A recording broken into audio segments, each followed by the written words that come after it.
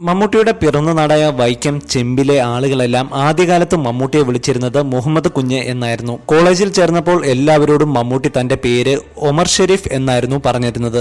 Lawrence of Arabia എന്ന പാശ്ചാത്യ ചിത്രത്തിലെ നായകന്റെ പേരായിരുന്നു ഒമർ ഷെരീഫ്. കോളേജിൽ എല്ലാവരും അത് വിശ്വസിച്ച് മമ്മൂട്ടിയെ ഒമർ ഷെരീഫ് എന്ന് വിളിക്കാൻ തുടങ്ങി. ഒരു ദിവസം കൂട്ടുകാരുമായി സംസാരിച്ചിരിക്കുമ്പോൾ മമ്മൂട്ടിയുടെ കയ്യിൽ നിന്നും ഒരു പുസ്തകം താഴെ വീണപ്പോൾ ഐഡന്റിറ്റി കാർഡ് പുറത്തേക്ക് തെറിച്ചു. മമ്മൂട്ടിയുടെ കൂട്ടുകാരനായ ശശിധരൻ അത് എടുത്തു നോക്കി. ഐഡന്റിറ്റിയിൽ എഴുതിയിരിക്കുന്ന മുഹമ്മദ് കുട്ടി എന്ന പേര് കണ്ട് പൊട്ടിച്ചിരിച്ച ശശിധരൻ മറ്റു കൂട്ടുകാരോട് പറഞ്ഞു, ഇവന്റെ പേര് ഒമർ ഷെരീഫ് എന്നൊന്നുമല്ല കേട്ടോ, മുഹമ്മദ് കുട്ടി എന്നാണ്. അതായത് കൂട്ടി വായിച്ചാൽ മമ്മൂട്ടി.